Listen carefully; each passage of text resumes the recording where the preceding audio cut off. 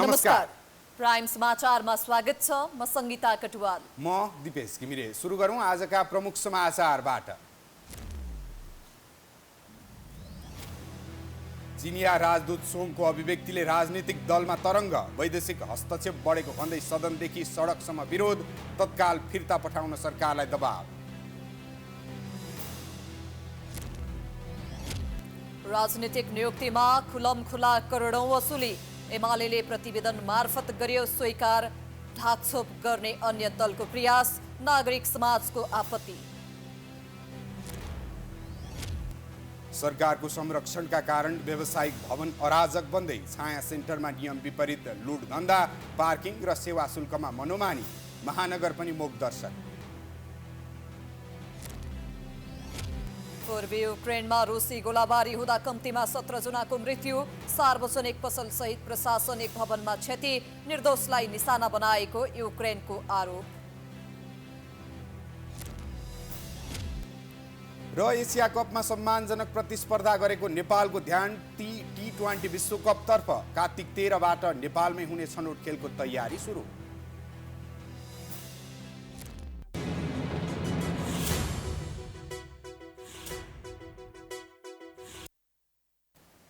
अब प्राइम समाचार विस्तारमा। सर्वोच्च अदालतले कोशी प्रदेशका मुख्यमन्त्री उद्धव थापालाई पदमुक्त हुने आदेश गरेको छ। साथै प्रदेशसभाको सबैभन्दा ठूलो दल नेकपा एमालेका संसदीय दलका नेता हिक्मत कुमार कार्कीलाई 48 घण्टाभित्र नयाँ मुख्यमन्त्री नियुक्त गर्न परामादेश दिएको छ। 16 साउनमा मुख्यमन्त्री नियुक्त भएका थापाले प्रदेशसभा बैठकको अध्यक्षता गरेका इस्रायल अन्सारीलाई मतदान गर्न लगाएर 4 भदौमा प्रदेशसभाबाट विश्वासको मत लिएका थिए। त्यस विरुद्ध एमाले संसदीय दलका नेता कार्की सर्वोच्च आए। यही मुद्दामा न्यायाधीशहरू सपना मल्ल प्रधान, डाक्टर कुमार चुडाल र नहकुल सुवेदीको पूर्ण इजलासले सभाको अध्यक्षता गरेका व्यक्तिले दिएको मतलाई संविधान सम्मत भन्न नमिल्ने ठहर गरेको हो। चीन र भारतको सम्बन्ध सुमधुर नभएको बताइरहँदा नेपालका लागि चिनिया राजदूत छन सोङले नेपाल भारत सम्बन्धका विषयमा गैर कूटनीतिक अभिव्यक्ति दिनुलाई कूटनीतिज्ञले अस्वाभाविक मानेका छन्। यो विषयलाई लिएर संसद तथा संसदीय समितिमा समेत कुरा उठेको छ। सांसदहरूले राजदूतको अभिव्यक्तिलाई लिएर सरकारको धारणा मागेका छन्। यता परराष्ट्र मन्त्री एनपी साउदले भने अनौपचारिक भनाइको पछि नलाग्ने भन्दै पन्छिएका छन्। नेपाल स्थित चिनिया राजदूत छन सोङले नेपाल भारत सम्बन्धका विषयमा विवादास्पद अभिव्यक्ति दिएपछि यसबारेमा प्रतिनिधि सभा र संसदीय समितिमा सांसदहरूले सरकारसँग जवाफ माग गरेका छन्। सोमबार काठमाडौँमा आयोजित एक कार्यक्रममा राजदूत सोङले नेपालको भारत मित्र हुनु दुर्भाग्यपूर्ण भएको बताउँदै नेपाल र अन्य छिमेकीप्रति भारतको नीति हितकर नभएको टिप्पणी गरेको बताइएको छ। उनको अभिव्यक्तिको नेपालका कूटनीतिज्ञले आलोचना गरेका छन्। यसबारेमा प्रतिनिधि सभा तथा संसदीय समितिमा पनि कुरा उठेको छ। अन्तर्राष्ट्रिय सम्बन्ध समितिमा सांसदहरूले राजदूतको अभिव्यक्तिप्रति सरकारसँग जवाफ माग्दै उनीसँग स्पष्टीकरण लिनुपर्ने माग गरेका छन्। उनीहरूले नेपालमा बसेर अन्य देशका बारेमा बोल्ने अधिकार कसैलाई नभएको बताएका छन्। हाम्रो आन्तरिक मामिलामा कसैले पनि टिप्पणी गर्ने या कोही छिमेकसँग या तेस्रो पक्षसँग नेपालको सम्बन्ध विषयमा अरूले टिप्पणी गर्ने परम्परा बस्नै दिनु हुँदैन। यो बेठिक हो। अन्तर्राष्ट्रिय कूटनीतिमा पनि हाम्रो आफ्नो कूटनीतिमा पनि कोही पनि राजदूत यो अहिलेको हिजोको थियो अस्ति को भन्ने कुरो विषय होइन। यो त हाम्रो आफ्नो चाहिँ घरेलु विषय हो, आफ्नो सम्बन्धको विषय हो। सही गलत हामी सम्बन्धित पक्षसँग कुरा गर्छौँ। त्यसो भएर त्यसमा चाहिँ फेरि हामी परराष्ट्र मन्त्रालय सतर्क बनाउने या चाहिँ कुन सन्दर्भ हो स्पष्टीकरण लिने या के गर्ने हो मन्त्रालयले सरकारले यसमा पहल गर्छ। नेपाल असंलग्नता र पञ्चशीलमा विश्वास राख्ने देश भएकाले नेपालको भूमिबाट अन्य देशको बारेमा अभिव्यक्ति दिने कसैलाई अधिकार नभएको सांसदहरूले बताइरहँदा परराष्ट्र मन्त्री एनपी साउदले अनौपचारिक रूपमा बोलिएका भनाइतिर नजाने जवाफ दिएका थिए। अब अनौपचारिक रूपमा भनिएका बोलिएका कुराहरू कुन तहमा कसरी बोलिएका हुन् म त्यतातिर म चाहिँ जान चाहन्न। म यति मात्रै आग्रह गर्न चाहन्छु कि म मन्त्री भइसकेपछि र यो नक्सा जारी भइसकेपछि मैले मेरो मन्त्रालयको महाशाखामा दक्षिण एसिया र उत्तर पूर्व एसिया महाशाखामा चाहिँ त्यस्तो करेस्पोन्डेन्स खोज्दाखेरि मैले नपाएको कुरो विनम्रता पूर्वक आग्रह गर्न चाहन्छु। राजदूत सोङले नेपालले भारतको भन्दा पनि चीन नजिक हुन सके बढी फाइदा लिने भन्दै उनले दिएको अभिव्यक्तिले नेपाल भारतको सम्बन्धमा खेल्न खोजेको कतिपयको बुझाइ छ। यसबारेमा राजदूत सोङलाई फिर्ता गर्ने वा स्पष्टीकरण सोध्नुपर्ने पनि उनीहरूको माग छ।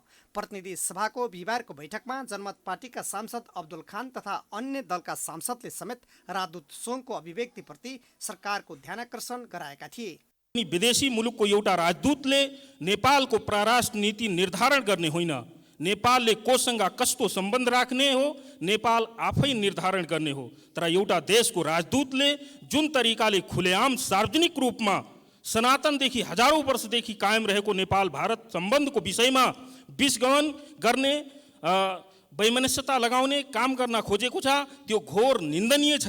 यदि नेपाल स्वतन्त्र राष्ट्र हो भने उक्त राजदूतलाई तुरन्त परराष्ट्र मन्त्रालयले स्पष्टीकरण लिनुपर्छ र तत्काल नेपालबाट फिर्ता पठाउनुपर्छ भन्ने म जोरदार रूपमा माग गर्दछु। दक्षिणको भारतले मात्र होइन, उत्तरको छिमेकी चीनले समेत नेपालको राजनीतिमा अप्रत्यक्ष रूपमा हस्तक्षेप गर्ने गरेको चर्चा हुने गरेको छ।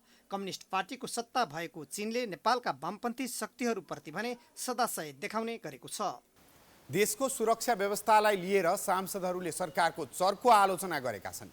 देशकै मुटु मानिएको काठमाडौँ स्थित भृकुटी मण्डपमा दिन दहाडै जिम्मेवार नेतामाथि खुकुरी प्रहार हुँदा सुरक्षा संयन्त्रले चुस्त सेवा दिन नसकेको उनीहरूको आरोप छ। यता सभामुख देवराज घिमिरेले आक्रमणबारे सदनलाई जानकारी गराउन सरकारलाई रुलिङ गरेका छन्।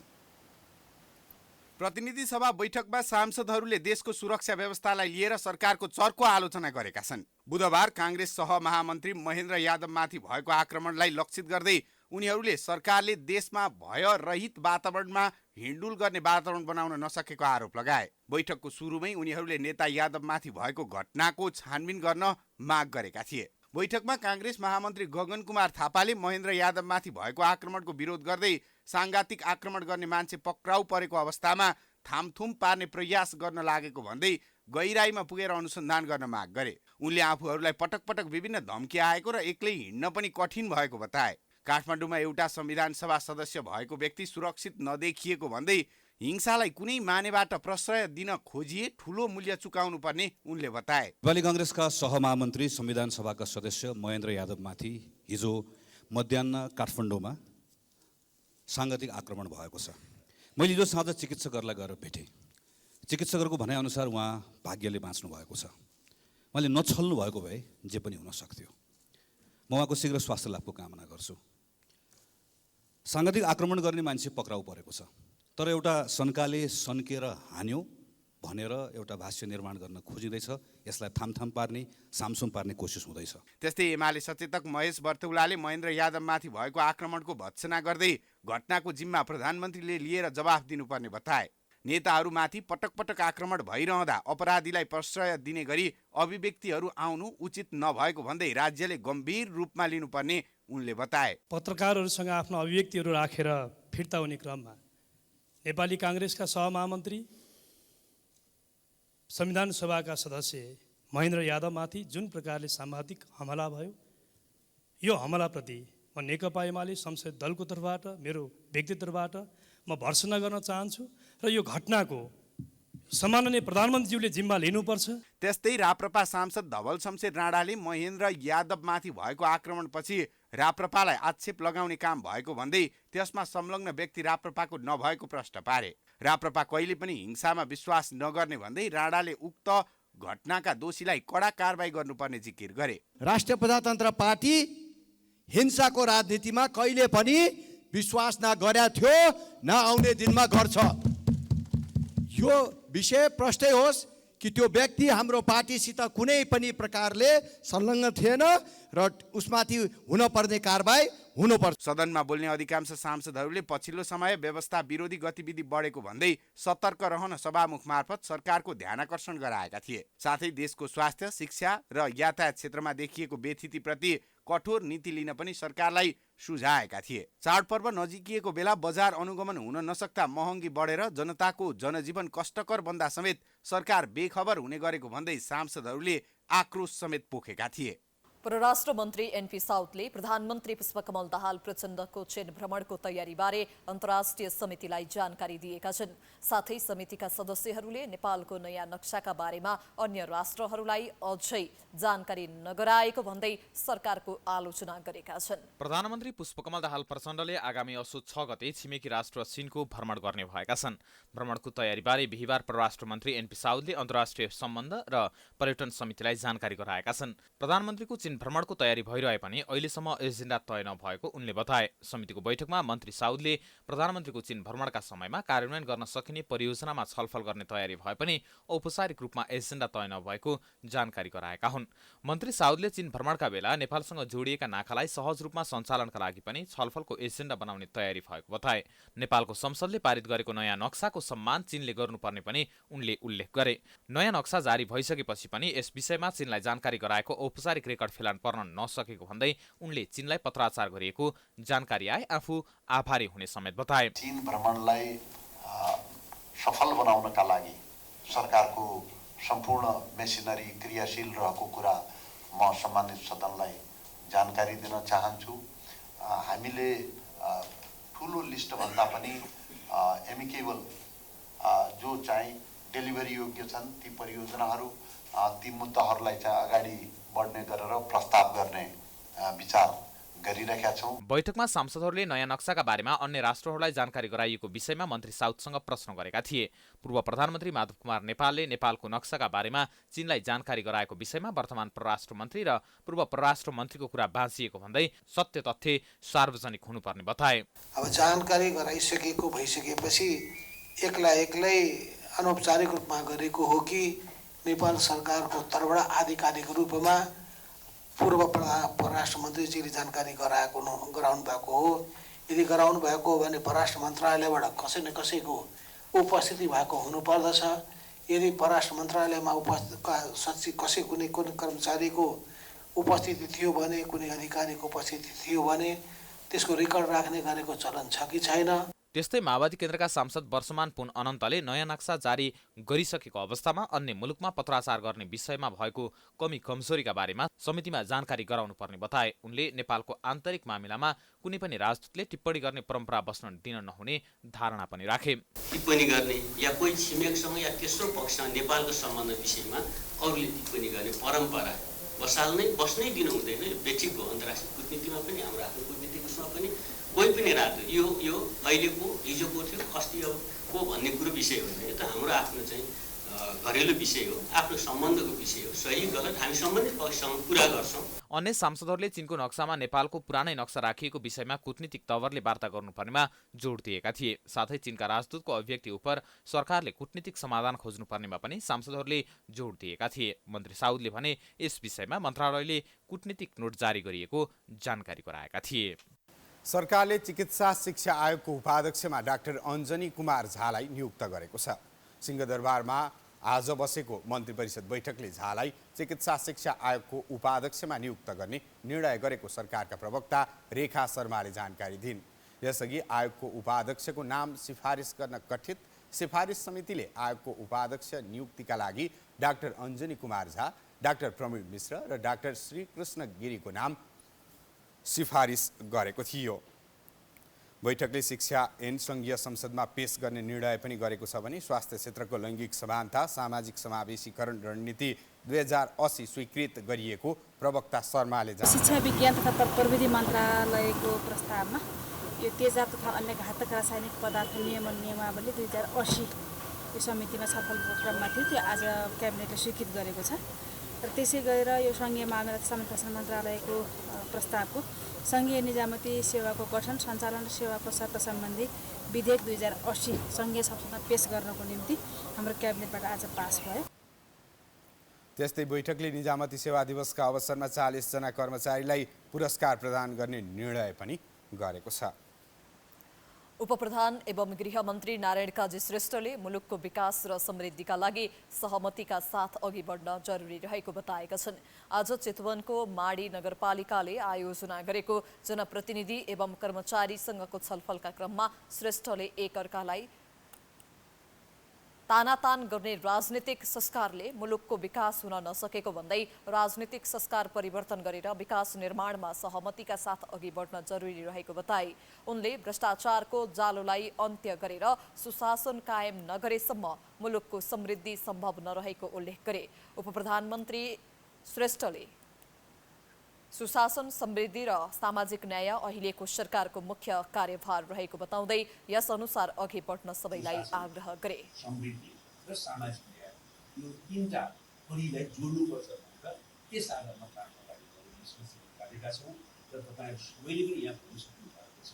सरकारले मूलतः गृह मन्त्रालय व्यवहारिक नेतृत्वमा सुशासनको अभियान चलाइरहेको छ।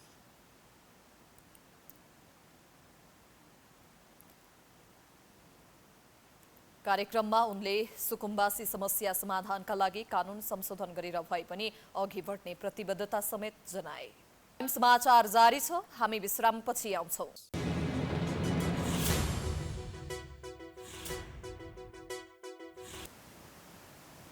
विश्रामपछि स्वागत छ। अब बाँकी समाचार। ठमेल स्थित छाया सेन्टरले लुट धन्दा चलाइरहेको छ। सामान्य व्यवसायदेखि क्यासिनोसम्म रहेको सुविधा सम्पन्न यो व्यावसायिक भवनले हरेक सेवामा महँगो शुल्कदेखि पार्किङमा समेत मनोमानी गरिरहेको भेटिएको छ। छाया सेन्टरलाई हामीले सुविधा सम्पन्न व्यावसायिक भवन भनेर चिन्ने गर्छौँ, तर यही छाया सेन्टरले अवैध धन्दा चलाएको छ। काठमाडौँ महानगरपालिकाले भनेको छ, यदि कुनै पनि व्यावसायिक भवनमा सेवाग्राही त्यही भवनसँग सम्बन्धित रहेर सेवा लिन पुगेका छन् भने उनीहरूको सवारी साधन राखे बापत पार्किङ शुल्क लिन पाइँदैन। तर छाया सेन्टरले अवैध रूपमा लाखौँ लाख करोडको ठगी गरिरहेको छ, अवैध धन्दा चलाइरहेको छ। राजधानीमा ब्रह्म लुट हुने ठाउँ मध्येको एक हो छाया सेन्टर। कसरी भयो ब्रह्म लुट? गहिरो सोचाइमा पर्नुभयो होला। तपाईको जिज्ञासालाई सर्वसाधारणको गुनासोले स्पष्ट पार्छ। हामी चाहिँ बिएफएस गर्न आएको खासमा होइन। बिएफएस चार्ज तपाईँले हेर्नुहुन्छ भने लगभग अराउन्ड 400 युरो छ होइन। हामीले चाहिँ यहाँ 1 घन्टा बाइक पार्किङ गरेको चाहिँ 85 लियो। अनि त्यसपछि चाहिँ 1 घन्टा क्रस भएपछि प्रत्येक मिनटको हिसाबले चाहिँ 5-5 रुपियाँ बढ्दै जाने रे। यो लामो लिस्ट हेर्नुहोस् त। छाया सेन्टरमा यतिका धेरै सेवा लिन सकिन्छ, तर सेवा लिन जाँदा सेन्टरले यति लुट धन्दा चलाउन खोज्छ, यसको लेखाजोखा नै छैन। तपाईले एकैछिन सवारी साधन राख्नु मात्र भयो भने चक्रिय ब्याज दर नै लगाएसरी पार्किङ शुल्क असुल गर्छ।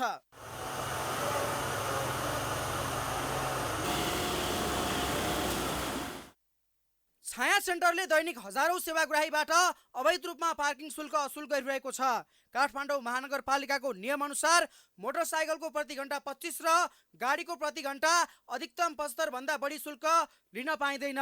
महानगरपालिका र उच्च अदालतले यो पनि भनेको छ कि कुनै पनि व्यावसायिक भवनमा सेवा लिन पुग्ने सेवाग्राहीसँग पार्किङ शुल्क असुल गर्न नपाइने भनिएको छ। तर छाया सेन्टरले नियम कानुनमाथि धावा बोल्दै गैर कानुनी धन्दा चलाइरहेको छ। प्राइम टेलिभिजन छाया सेन्टरमा पुग्दा गुनासा मात्र भेटिएका छन्। कर्म सेवाग्राहीको रूपमा थियौँ हामी। 105 रुपियाँ चाहिँ लिनुभयो उहाँले। 105 रुपियाँ लिनु? हजुर। समयको लगभग कति भयो होला? 1.5 घन्टा। मैले पनि त्यहाँ डिस्कस गरेको अलिक यो चाहिँ उपयुक्त होइन नै जस्तो लाग्छ होइन। अब अलिक गाह्रै छ, किनभने त्यो मान्छेले यदि अब केही किनेर ल्याएर बरु एउटा मिनिमम सिलिङ राखेर के 150-200 को होइन त्यस्तो मिनिमम सिलिङ राखेर गरेको भने यति घन्टासम्म भन्ने एउटा खालको फेयर त्यस्तो चाहिँ पे गर्नु। बिल त हाम्रो यहाँनिर आफ्नै यो छ कि रेस्टुरेन्टहरू छ, सबैलाई लिन्छ सर। हामीले सेन्टरका सम्बन्धित पदाधिकारीसँग भेट्न निकै प्रयास गर्यौं, तर सेन्टरका सुरक्षा प्रमुखले प्रेस स्वतन्त्रतामाथि हस्तक्षेप गर्दै औँला ठडाए। यो हेर्नुहोस्।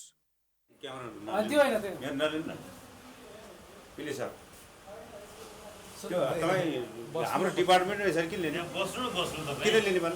मेरो अधिकार छ, तपाईले लिने अधिकार छ सर, अधिकार छ। सुन्दा त सामान्य नै लाग्न सक्छ। 150 बढी त लिएका हुन्, तर दैनिक हजारौं सवारी साधनबाट करोडौं रकम यसरी नै जम्मा हुन्छ। यसरी नागरिकले पसिना बगाएर कमाएको एक रुपैयाँ सेन्टरले लुटिरहेको छ। सेन्टरमा पत्रकार आएको खबर आउन साथ सम्बन्धित व्यक्तिलाई भेट्न प्रतिबन्ध नै लगाइन्छ। यसरी खुल्लेआम ब्रह्म लुट चलाइरहेको छाया सेन्टरलाई सरकारवाला निकायले चाँडै छानबिन गरी कारबाहीको दायरामा ल्याउन सकोस्। पछिल्लो समय मेन पावर व्यवसायीको ठगी धन्दा मौलाउँदै गएको छ। भने अनुसारको काम नदिने, तोकिएको तलब नदिने र फ्री भिजा, फ्री टिकट भन्ने तर लाखौं वसुल्ने जस्ता हरकत गर्दै म्यान पावर व्यवसायी र कन्सल्टेन्सीहरूले ठगी धन्दा मचाइरहेका छन्। वैदेशिक रोजगार विभागमा दैनिक जसो ठगिएका नागरिकहरू रुँदै कराउँदै उजुरी गर्न पुग्ने गरेका छन्। यिनी हुन् चन्द्रिका साहू। उनी करिब 15 दिन यता वैदेशिक रोजगार विभाग धाइरहेकी छिन्। यसरी वैदेशिक रोजगार विभाग धाउनुको एउटै कारण हो उनको श्रीमान विदेशमा अलपत्र पर्नु। उनको श्रीमान देवनारायण साहू करिब 2 महिना अघि रोजगारीको सिलसिलामा साउदीमा पुगेका थिए। वसुन्धरा स्थित अल फारूक ओभरसिज मेन पावरको माध्यमबाट उनी साउदी पुगेका थिए। तर मेन पावरले जुन कामका लागि भनेर साउदी पठाएको थियो न त्यो काम नै पाएका छन् न खाना बस्नका लागि व्यवस्था नै भयो। उनका श्रीमान अहिले बिरामी छन् तर उल्टै कुटपिट गरेर उनीमाथि अमानवीय व्यवहार गरिएको छ।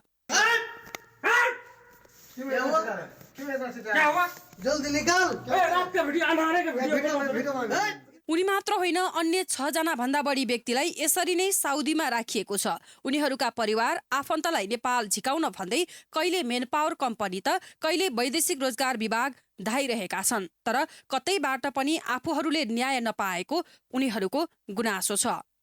झिकान चाहनुहुन्छ त्यो मरिराखेको छ, उता के गर्नु त? खानापिना दिँदैन, रुम पनि दिँदैन, अनि लाइन पनि दिएको छैन त्यतिकै।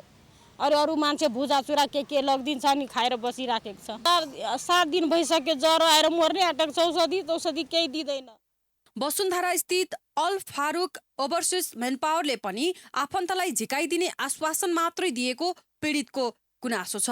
त्यस्तै सिनामङ्गल स्थित केपी इन्टरनेसनल ओभरसिज प्रहरीले साउदी पठाएका करिब 18 जनाको समूह पनि यसरी नै ठगिएका छन्।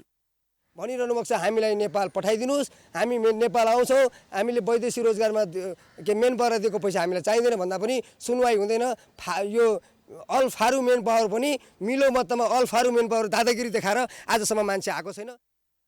वैदेशिक रोजगार विभागमा गएर करिब 10 मिनटको समय मात्रै बिताउने हो भने नेपालका ठगी कुन रूपले मौलाएको छ भन्ने प्रश्न हुन्छ। अधिकांश मेन पावर व्यवसायीले यस्ता सोझा साझा जनतालाई विदेश त पठाएका छन् तर तोकिएका पारिश्रमिक नदिने, भने भन्दा विपरीत काम लगाउने, बन्धक बनाउने जस्ता हरकत रोकिएका छैन। यस्ता कयौं गुनासोहरू वैदेशिक रोजगार कार्यालयमा आउने गरेका छन्। कतिपय व्यक्तिमा पनि देखिएको छ श्रमिकहरू आफैमा, र केही समस्या अझै पनि इजाजत पत्रवाला संस्थाहरूमा पनि देखिएको छ। उहाँहरूले पनि आफैले गएर कम्पनीसँग प्रत्यक्ष डायलग गरेर कस्तो खालको डिमान्ड हो र त्यो डिमान्डमा के काम लगाउनुपर्छ, लगाउन दिने हो र त्यो कामको अस्युरेन्स श्रमिकहरूलाई गर्नुपर्ने ठाउँमा काहीँ कतै उहाँहरू पनि चुकिरहनु भएको छ। त्यसकारण यो विभिन्न कुराहरूले गर्दाखेरि वैदेशिक रोजगार विभागमा त्यस्ता उजुरीहरू आउने सङ्ख्या बढेको देखिन्छ। खाडी मुलुकमा नेपाली कामदारहरू अलपत्र परेको तथा ठगिएको यो पहिलो घटना होइन। पछिल्लो समय यस्ता घटनाहरू बढ्दो छ। साथै युरोपियन देशमा आकर्षण तलबको प्रलोभन देखाएर गठी गर्ने नयाँ धन्दा पनि मौलाइरहेको छ। यसप्रति सरकार र सरकारवाला निकायको तत्काल ध्यान जान आवश्यक देखिन्छ। दशकौंदेखि ज्वरो गाडेर बसेको ट्राफिक जामले उपत्यकावासीको जनजीवनलाई अत्यन्तै कष्टकर र अस्तव्यस्त बनाउने गरेको छ। ट्राफिक जाम त उपत्यकावासीको जीवनको एक हिस्सा नै बनिसकेको अवस्था छ। तर पनि यसको दीर्घकालीन समाधान खोज्ने र व्यवस्थापन गर्ने योजना बन्न नसक्दा उपत्यकाको ट्राफिक व्यवस्थापन अहिले पनि सिट्ठी र हातको इसारामा नै चलिरहेको छ। काठमाडौँ उपत्यकाले जामको समस्याबाट कहिले मुक्ति पाउला, यो प्रश्न हरेक उपत्यकावासीको मनमा उब्जिए पनि ठोस उत्तर पाउन सकेका छैनन्। कार्यालय वा कुनै ठाउँमा यात्रा गर्ने क्रममा कुनै चोकमा घण्टौं जाममा फस्नु पर्दा हरेकका मनमा यस्तो प्रश्न खेल्छन् नै। हुन त काठमाडौँ उपत्यकामा ट्राफिक जाम कुनै नौलो र अनौठो समस्या भने होइन। अनौठो कुरा त के छ भने उपत्यकामा जामको समस्याले दशकौंदेखि ज्वरो गाडेर बस्दा पनि दीर्घकालीन समस्याको खोजी हुनै सकेको छैन। ट्राफिक समस्याले त धेरै नै अप्ठ्यारो भइरहेछ। जब हामी कुनै काम 8 बजेतिर छ भने हामीलाई घरबाट 6 बजेतिर नै निस्किनु पर्छ र यस्ता यो ट्राफिकको कारणले यो उपत्यकामा धेरै नै समस्या भइरहेका छन्। यस्ता अब व्यवस्थापन गरेका छन् तर अझै पनि यसलाई मिलाउनु पर्छ भनेर अलि ध्यान दिनुपर्छ के। ट्राफिक जाम सर्वसाधारण जनताको लागि मात्र समस्या हो। भिआइपीहरूका लागि त जामको समस्याले छुँदा पनि छुँदैन। जतिसुकै व्यस्त सडकमा पनि भिआइपी सवारी भएपछि ट्राफिक प्रहरीले जसरी भए पनि साइड क्लियरेन्स गर्नै पर्छ। त्यसैले पनि यो समस्या समाधान प्रति उनीहरूको ध्यान जान नसकेको सर्वसाधारणको आरोप छ। विद्यालयहरू बन्द भएका दिन उपत्यकाका सडक धेरै व्यवस्थित देखिन्छन्, जसकारण जामको समस्या समाधान गर्नका लागि अभिभावकहरूले आफ्ना छोराछोरीलाई घर नजिकैको विद्यालयमा पढाएर विद्यालय बसलाई निरुत्साहित पारेमा पनि केही हदसम्म जाम व्यवस्थापन हुने विज्ञहरूको बुझाइ छ। त्यति मात्र नभई उपत्यकामा चल्ने सार्वजनिक यातायात पनि धेरै लापरवाहीका साथ चलिरहेका हुन्छन्। अन्य देशमा यात्रुले बस कुर्छन् भने नेपालको सन्दर्भमा बसहरूले यात्रु कुर्ने गर्छन्। सार्वजनिक यातायातको क्षेत्रमा यात्रु ओह्राल्ने र चढाउने नीति अवलम्बन गरेमा धेरै जाम व्यवस्थापन हुने उनीहरू बताउँछन्। हामीले यो विद्यालयको बसलाई हामीले निरुत्साहित पार्नुपर्छ र बसमा बालबालिका बोक्ने कुरालाई हामीले अन्त्य गर्नुपर्छ। त्यसले ठुला सहरमा हुने ट्राफिक जामलाई रोक्ने काम पनि गर्छ। अहिलेको स्थिति हेर्दा उपत्यकाको सडक व्यवस्थापनको जिम्मा ट्राफिक प्रहरीले मात्र लिएको पाइन्छ। सबै निकायले हल्ला मात्र गर्ने तर दीर्घकालीन योजना बनाएर कार्यान्वयन गर्नतर्फ कसैको ध्यान गएको पाइँदैन, जसकारण समस्या जहाँको त्यही छ। यही तथ्यलाई मनन गर्दै सडक विभाग, यातायात व्यवस्था विभाग जस्ता निकायले ट्राफिक व्यवस्थापनका लागि सशक्त ढङ्गले योजना बनाउन आवश्यक देखिन्छ। तनहुका स्थानीयहरू परम्परागत पहिरन तथा भाषा संस्कृति संरक्षणमा जुटेका छन्। मौलिक परम्परा र पहिचानका धनी नेवार समुदायको सांस्कृतिक पर्वोत्सव देशभर मनाइरहेका बेला तनहुका नेवार समुदाय पनि संस्कार संस्कृतिको संरक्षणप्रति अग्रसर बनेका छन्। नेवार समुदायले विभिन्न कार्यक्रमको आयोजना गरी भाषा, वेशभूषा तथा संस्कृति संरक्षण थालेका छन्। देशभर लाखे जात्रा, रोपाई जात्रा लगायतका कार्यक्रम सञ्चालन भइरहेका बेला तनहुमा भने लाखे नाच प्रदर्शनसँगै सांस्कृतिक चहल पहलका गतिविधि बढेका छन्। तनहुका नेवार समुदायले आफ्नो संस्कार संस्कृति संरक्षण सम्वर्धनमा जुटेका छन्। नागपञ्चमीदेखि लाखे जात्राको विधिवत उद्घाटन गरेर तनहुको डुम्रेसँगै आबु खैरेनी, दुलेगैडा, खैरेनीटार, भिमाद, थर्पु, भानु, दमौली लगायतका ठाउँमा विभिन्न सांस्कृतिक कार्यक्रमहरू हुँदै आएका छन्। लोबुन्मुख धर्म संस्कृतिको संरक्षण एवं सम्वर्धन गर्ने अभिप्रायका साथ सप्ताहव्यापी विभिन्न सांस्कृतिक कार्यक्रमको आयोजना गरिएको छ। बढ्दो आधुनिकताको प्रभावसँगै मौलिक सांस्कृतिक लोप हुने खतरा बढेपछि परम्परा जोगाएर नयाँ पुस्तासम्म पुर्याउन बृहत कार्यक्रम आयोजना गरिएको हो। हामीले यो बन्दीपुर गाउँपालिका र यसको वारपार आसपासमा लोप हुन लागेका विभिन्न लोक उन्मुख सांस्कृतिकहरूको जगाना गर्ने, त्यसको साथसाथमा हामीले सामाजिक कार्यहरू जस्तै सामाजिक चिजहरू पनि हाम्रो लोप हुँदै गइरहेका छन्, त्यसलाई पनि जोगाना गर्ने उद्देश्यका साथ वृहत कार्यक्रम हामीले आयोजना गरेका हौँ। सभ्य समाज निर्माणका लागि एक जातिले अर्को जातिको संस्कार संस्कृतिलाई सम्मान गर्ने बानीको विकास गर्न पनि यहाँका सबै समुदायका मानिसहरू सहभागी भई संयुक्त रूपमा कार्यक्रमको आयोजना गरेका छन्। डुम्रे सांस्कृतिक एवं सामाजिक संरक्षण समितिको मुख्य आयोजना तथा तनहु उद्योग वाणिज्य संघ डुम्रे, हरिहर महिला समूह, शिवालय आमा समूह, डुम्रे सांस्कृतिक युवा क्लब र होटल संघ डुम्रेको आयोजनामा हिन्दूहरूको चाडपर्वको उपलक्ष्यमा विविध सांस्कृतिक कार्यक्रमको आयोजना गरिएको हो। यसै सन्दर्भमा 40 जना ज्येष्ठ नागरिकलाई सम्मान गरिएको छ। डुम्रेमा हुने सांस्कृतिक कार्यक्रममा विभिन्न खाद्य सामग्री एवं लत्ता कपडा लगायतका सामानमा विशेष छुटको समेत व्यवस्था गरिनेछ। पहिचान पनि गराउने र यो ठाउँको चाहिँ एउटा सिनारीको रूपमा सधैँ गर्दै गर्दाखेरि अहिले हामीले 30 गते यो राष्ट्रिय स्तरकै लाखे नाचको प्रतियोगिता हामीले निर्णय गरेका छौँ। त्यसपछि 31 गते राष्ट्रिय स्तरको छुटका नाच प्रतियोगिता। डुम्रे बजारमा पहिलो पटक बृहत तरिकाले विभिन्न खानाको परिकारको सडकका खाना महोत्सव, विभिन्न जात्रा एवं सांस्कृतिक कार्यक्रम, लाइभ कन्सर्ट गर्न लागि छ।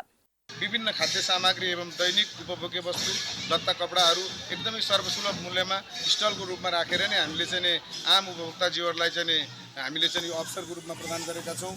भने विभिन्न जात जातिका खानाहरूको स्टलहरू राखेर खानाहरूको विषयमा पहिचान गराएर हाम्रो त्यसको पनि बजारमा पाइने अन्य बजारहरूमा भन्दा एकदमै सुलभ मूल्यमा खानाका परिकारहरू पनि हामीले बिक्री वितरण गर्ने व्यवस्था गरेका छौँ।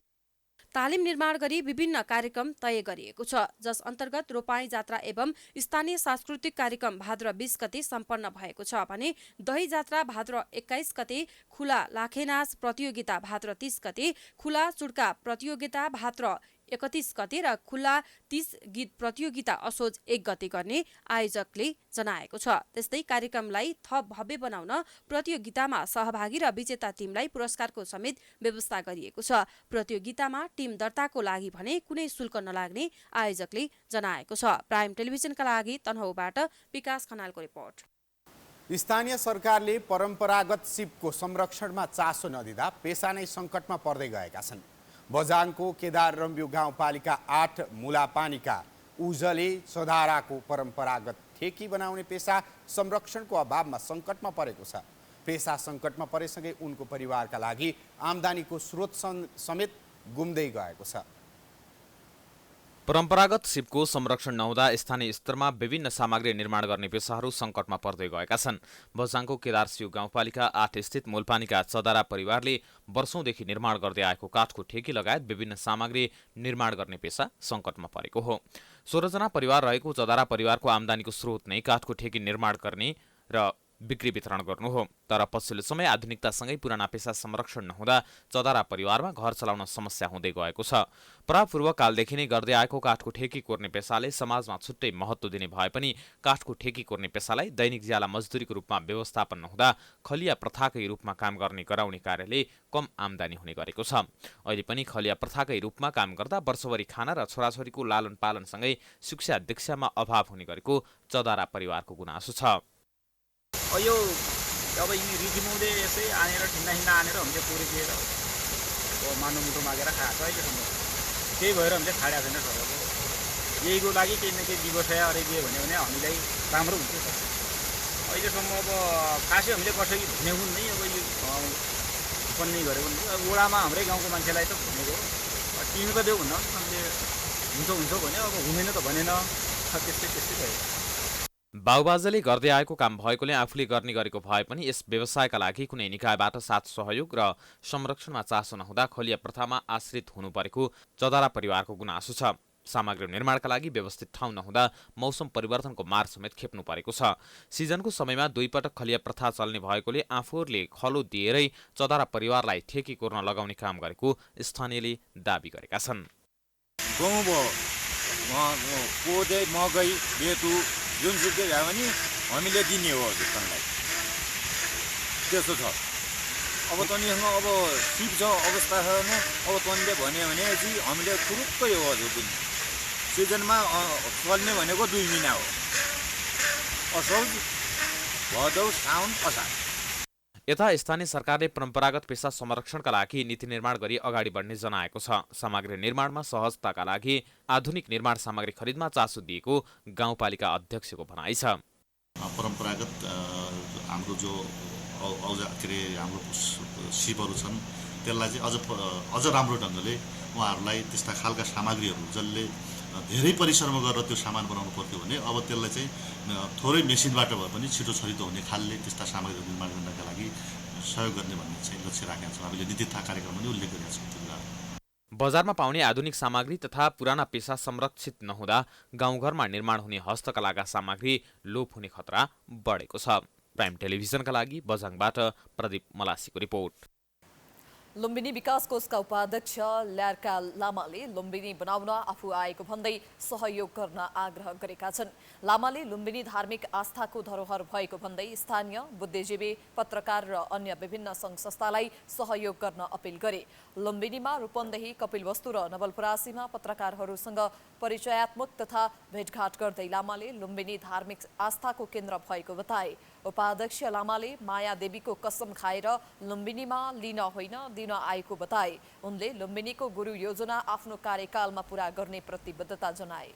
छिटो सम्पन्न हुनुपर्ने गुरु योजना सम्पन्न हुनुपर्ने र हामीले वाणिज्य सूचना सबै जति हामीले चाह्यौँ यो जुन 21औं शताब्दीमा हामी छौँ र जति हामीले गर्नुपर्ने पुरा भएको हो र भन्ने चाहिँ सोध्यो भने त्यो चाहिँ होइन, यो पकाइ पनि होइन। त्यस कारणले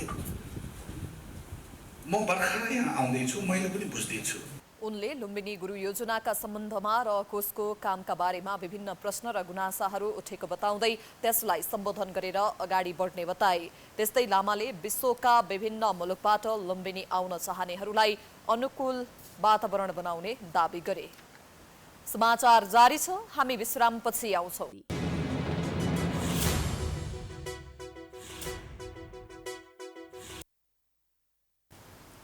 विश्रामपछि स्वागत छ। अब बाँकी समाचार। सेप्टेम्बर 9 र 10 तारिकमा भारतको राजधानी नयाँ दिल्लीमा हुने G20 देशहरूको शिखर सम्मेलनको तयारी पूरा भएको छ। यो सम्मेलनमा वातावरण, व्यापार र अर्थतन्त्रमाथि गहिरो छलफल हुने जनाइएको छ। रुस र युक्रेन युद्धका कारण विश्व अर्थतन्त्र चलायमान नबनिरहेका बेलामा यो सम्मेलनले विश्व अर्थतन्त्रलाई संरक्षण गर्ने बताइएको छ। सम्मेलनको निर्णयले नेपालको आर्थिक अवस्थालाई पनि सम्बोधन गर्ने अपेक्षा गरिएको छ। G20 देशहरूको शिखर सम्मेलन सेप्टेम्बर 9 र 10 तारिकमा भारतको राजधानी नयाँ दिल्लीमा हुँदैछ। भारतले यो सम्मेलनको सम्पूर्ण तयारी पूरा भएको जानकारी दिएको छ। सम्मेलनमा उक्त संगठनमा आबद्ध देशका प्रमुख र पर्यवेक्षक राष्ट्रहरूका प्रमुख तथा प्रतिनिधिहरू दिल्ली जाने तयारीमा छन्। यस सम्मेलनको थीम वसुधैव कुटुम्बकम अर्थात् संसार एक परिवार रहेको छ। भारतको नयाँ दिल्लीमा सम्मेलनको लागि सडक, रङ्गीबिरङ्गी लाइट, आकाशे पुल, अन्डरग्राउन्ड पर्खाल समेत चिटिक्क बनाइएको छ। G20 सम्मेलनमा सामेल 19 देशका राष्ट्र प्रमुख, युरोपियन युनियनका प्रतिनिधि, 9 अतिथि देशका प्रधानमन्त्री एवं राष्ट्रपति 2 दिन दिल्लीमा हुनेछन्। एकसाथ यति धेरै राष्ट्र प्रमुख भारत आउने यो पहिलो पटक हो। यस पटकको सम्मेलनमा वातावरण, व्यापार र अर्थतन्त्र मुख्य एजेन्डा छन्। हरित विकास, जलवायु वित्त, पर्यावरण तथा जलवायु परिवर्तन सम्बन्धी युरोपेली सङ्घको कार्यक्रम, छिटो र समावेशी विकास, स्थायी विकासका लक्ष्यहरूमा प्रगति, प्राविधिक परिवर्तन, बहुपक्षीय संस्था तथा महिलाको नेतृत्वमा विकास लगायत विषयमा बैठकमा छलफल गरिनेछ। युक्रेन युद्धपछि बिथोलिएको आपूर्ति श्रृङ्खलालाई लयमा ल्याउन, विश्वव्यापी व्यापार बढाउन, खाद्य सुरक्षा र कृषि क्षेत्रको दिगो विकास गराउन विभिन्न विषयमा छलफल गरेर उपयुक्त निर्णय लिने अपेक्षा गरिएको छ। भारतमा हुने यो सम्मेलनको निर्णय नेपालको आर्थिक विकासका लागि महत्त्वपूर्ण उपलब्धि हुने विश्वास गरिएको छ। स्वाभाविक ढङ्गले नेपाललाई त प्रभाव 80% चाहिँ नि अर्थतन्त्रलाई योगदान गर्ने देशहरू त्यसमा भइसकेपछि र त्यसले विश्वको लगानी, विश्वको मूल्य, विश्वको बजार, विश्वको उपभोग सबैलाई प्रभाव पार्छ नि त। जब त्यो प्रभाव पारेपछि त हामी पनि त विश्व अर्थतन्त्रसित जोडिया छौँ।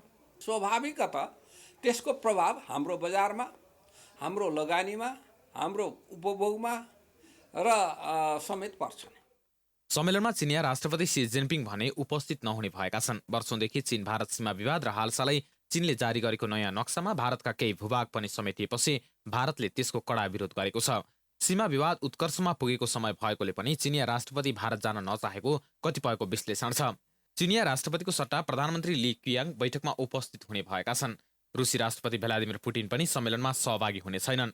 सम्मेलनलाई मध्यनजर गर्दै दिल्ली प्रहरले औषधि बाहेक अन्य सामान डेलिभरीमा रोक लगाएको छ। सेप्टेम्बर 8 गतेदेखि 10 गतेसम्म व्यावसायिक क्रियाकलाप पनि ठप्प हुनेछन्। भिआइपीको सुरक्षालाई मध्यनजर गर्दै 10-15 मिनट मेट्रो स्टेसन पनि बन्द हुन सक्ने सम्भावना छ। दलहरूले राजनीतिक नियुक्ति गर्दा पद हेरी करोडौं रुपैयाँ असुल्ने गरेको चर्चा हुने गरेको छ। संसदको दोस्रो ठूलो दल नेकपा एमाले रकम नै असुलेर राजनीति नियुक्ति गरेको दस्तावेजमै उल्लेख छ। पटक पटक सरकारको नेतृत्व गरेको एमाले हाल प्रतिपक्षमा रहे पनि राजनीतिक भागबण्डा पाउने गरेको छ। यता भ्रष्टाचार विरुद्धका अभियन्ताले भने राजनीतिक नियुक्तिमा पैसा असुल गर्नु पनि भ्रष्टाचार भएको बताएका छन्।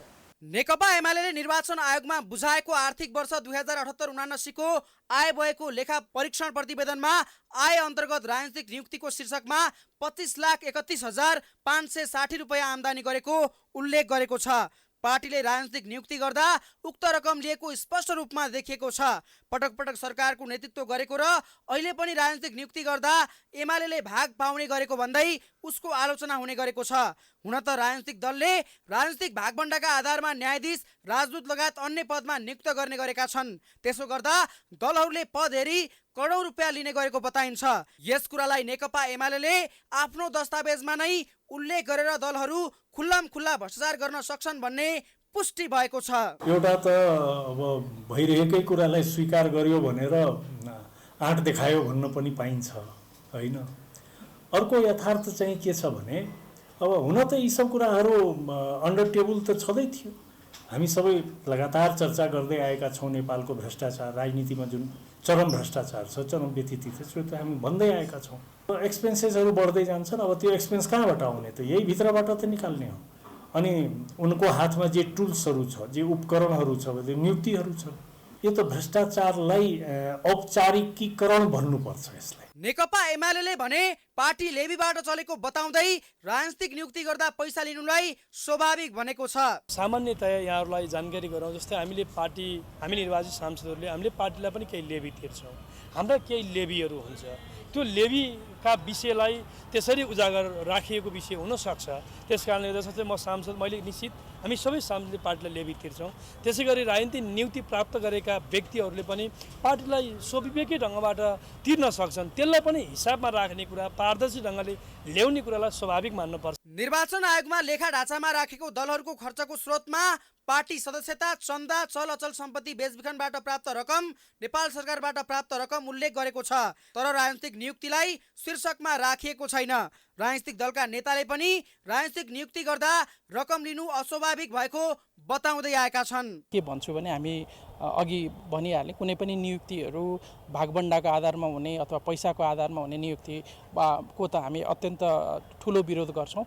र हाम्रो माग भनेकै, हाम्रो मुद्दा भनेकै क्षमताका आधारमा जो व्यक्ति जुन पदको लागि क्षमतावान छ त्यो व्यक्तिहरूलाई निष्पक्ष ढङ्गले कुनै वादको, कुनै पार्टीको आँखाबाट होइन, उसको क्षमता र उसले देशलाई दिने योगदानको आधारमा हामीले नियुक्ति गर्नु। सत्तारूढ काङ्ग्रेसले पनि राजनीतिक नियुक्तिको क्षतिपूर्ति बापत पैसा लिनु अनुचित र गैर कानुनी भएको बताएको छ। नेपालको एउटा महत्त्वपूर्ण राजनीतिक दलले के भन्छ भन्दा राजनीतिक नियुक्ति गरे बापत त्यसको क्षतिपूर्ति बापत चाहिँ चन्दा लिएको, पैसा लिएको र त्यसबाट पार्टी चलाएको स्वीकार प्रष्ट ढङ्गले गरिएको स्थितिले चाहिँ त्यो कानुनी पनि हुँदैन।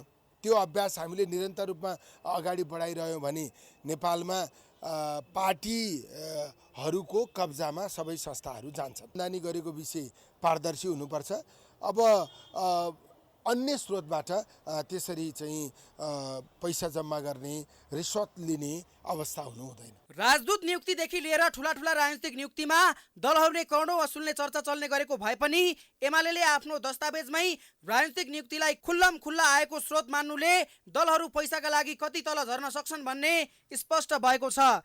गरिब दुखी जनताले तिरेको कर र रेमिटेन्सबाट चलेको मुलुकमा राजनीतिक नियुक्तिका नाममा करोडौं रकम असुल्नु कति न्यायोचित हो।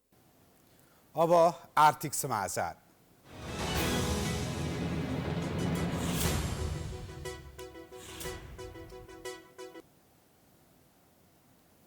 लामो समयदेखि सवारी बिक्री गर्दै आएको जी मोटर्सले आधिकारिक विक्रेताका रूपमा नयाँ ब्रान्ड नेपाल भित्र आएको छ।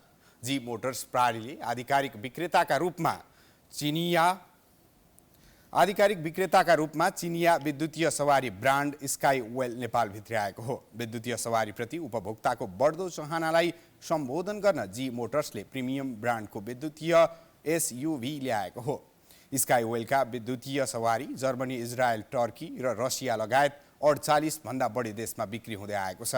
नेपालमा उपलब्ध मध्ये सर्वाधिक रेन्ज दिने स्काई वेल ET5 ले एक पटकको फुल चार्जमा 620 किलोमिटर रेन्ज दिन्छ। स्काई वेल ET5 मा 85.9 किलोवाट आवरको ब्याट्री ब्याक पनि रहेको छ। अब खेलकुद समाचार।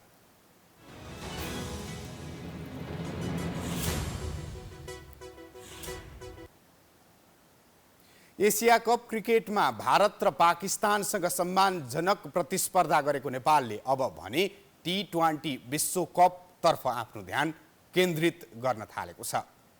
नेपालले विश्वकपमा छनौट हुन एसिया क्षेत्रको छनौट पार गर्नुपर्नेछ। कार्तिक 23बाट नेपालमै हुने छनौट खेल नेपालीका लागि प्रतीक्षित छ। एसिया कपमा आफ्नो क्षमता प्रस्तुत गरेर स्वदेश फर्किएको नेपाली क्रिकेट टोली 2024को टी20 विश्वकपको तयारीमा जुटेको छ। अमेरिका र वेस्ट इन्डिजमा आयोजना हुने टी20 विश्वकपमा 20 देशको सहभागिता हुनेछ, जसमा 15 देश छनौट भइसकेका छन्। अब 5 राष्ट्रको छिनोफानो हुन बाँकी छ। नेपाल पनि 5 राष्ट्रमा छनौट हुने दाउमा हुनेछ। नेपालले यस विश्वकपमा छनौट हुन एसिया क्षेत्रको छनौट पार गर्नुपर्ने हुन्छ। एसिया क्षेत्रको छनौट नेपालमा आयोजना हुँदैछ। छनौट प्रतियोगिता कार्तिक 13बाट 23 गतेसम्म हुनेछ। प्रतियोगितामा 8 देशको सहभागिता रहनेछ।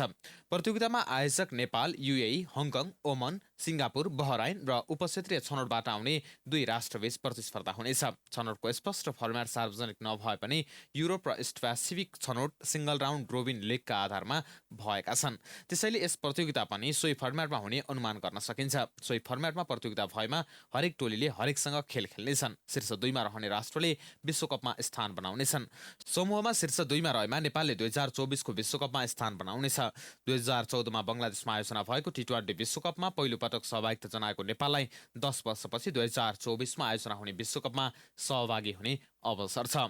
छनौट प्रतियोगिताका लागि नेपाली टोलीलाई घरेलु मैदान तथा समर्थक र अन्य धेरै विषयको फाइदा हुनेछ। पछिल्लो केही महिनामा नेपाली टोलीको घरेलु भूमिको प्रदर्शनले नेपाललाई विश्वकपको मञ्चमा धेरै समर्थकले देखिसकेका छन्। एसिया क्षेत्रीय छनौटमा सहभागी हुने 7 मुलुकको टुङ्गो लागिसकेको छ। यस्तोमा ती मुलुक विरुद्ध टी20 अन्तर्राष्ट्रियको इतिहास हेर्दा नेपालको प्रदर्शन औसत रहेको छ। हङकङसँग नेपालले कुल 5 खेल खेलेकोमा 2 खेलमा नेपालले जित हात पारेको छ। 3 खेल भने हङकङले आफ्नो पक्षमा पारेको छ। ओमनसँग नेपालले कुल 4 खेल खेलेकोमा 3 खेल नेपालले तथा 1 खेल ओमनले जितेको छ। सिङ्गापुर विरुद्ध कुल 2 खेलमा नेपालले 1 खेलमा जित दर्ता गर्दा 1 खेल हारेको छ। युएई विरुद्ध 5 खेल खेलेको नेपालले 2 खेलमा जित दर्ता गर्दा 3मा हार बेहोरिएको छ। बहराइन विरुद्ध भने नेपालले हालसम्म टी20 अन्तर्राष्ट्रिय खेल खेलेको छैन। मलेसियासँग भने नेपालले 8 खेल खेल्दा 7मा जित हात पारेको छ।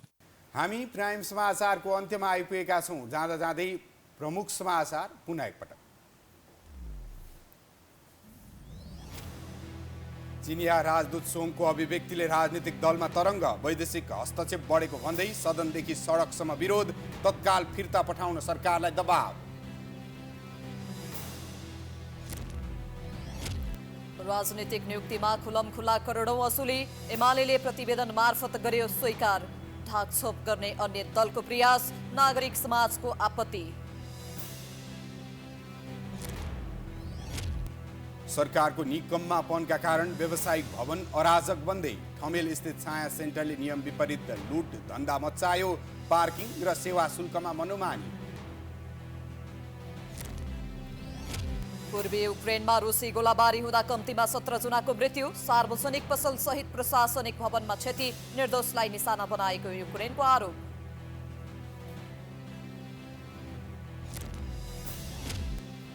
र एसिया कपमा सम्मानजनक प्रतिस्पर्धा गरेको नेपालको ध्यान टी20 विश्वकपतर्फ।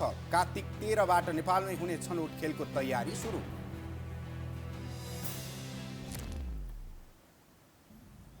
प्राइम समाचार अहिलेलाई सकियो। यसपछिको प्रस्तुति जनता जान्न चाहन्छन् ऋषि धमलाको साथमा। हेर्दै गर्नुहोला प्राइम एसडे।